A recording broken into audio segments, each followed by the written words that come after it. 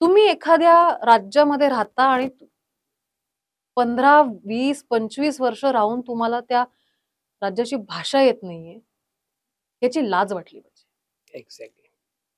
आम्ही अपेक्षा करतच नाही की बाबा तू काल आलायस आणि उद्यापासून मराठी बोलायला लाग. मी तर 2, 3, 4 काय 5 वर्ष अपेक्षा करत नाहीये. कारण तुला लागतील कदाचित ही 5 वर्ष मराठी भाषा शिकायला. पण तू प्रयत्न किती करतोय? करतोयस प्रयत्न, हरकत नाहीये. आम्ही म्हणतच नाही तुम्ही अस्खलित मराठी बोलायला लागा. कारण ती एक तर तुमची मातृभाषा नाहीये आणि तुम्ही ती ऐकून शिकताय. त्यामुळे ती अस्खलित असली पाहिजे ही अपेक्षाच नाहीये. अपेक्षा फक्त एवढीच आहे की प्रयत्न करा शिकायला. ते जाणीवपूर्वक जाणीवपूर्वक नाही प्रयत्न करत नाही करत आहेत म्हणून राग येतोय. गुंडगिरी चालू आहे त्याचाही राग येतोय आणि राग ह्या गोष्टीचा ही येतोय की ज्या गर्वाने सांगतात नाही शिकणार मराठी त्याचाही राग.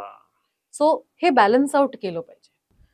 आजही मुंबई सारख्या शहरामध्ये जिथे वेगवेगळ्या राज्याची लोक येऊन काम करतात वगैरे, मी विचारते तुम्हाला हिंदी येतं का तुम्हाला मराठी येतं? जेव्हा सांगतात हिंदी येतं तर मी हिंदीत बोलायला लागते. माझं असं नाही की तुला नाही येतं ना मराठी, आता मी मराठीतच बोलणार, मग तुला काय करायचं ते कर, तुला नाही कळलं तर तुझा प्रॉब्लेम आहे. हे नाही करायचंय.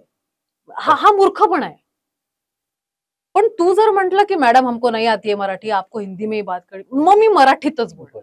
मग तुला जर येत नसेल ना तर मग मी मराठीतच बोलणार. कारण हा अरोगन्स तुझा ना हा प्रॉब्लेम आहे. परफेक्ट. सो ते बॅलन्स आउट केलं पाहिजे आपण असं मला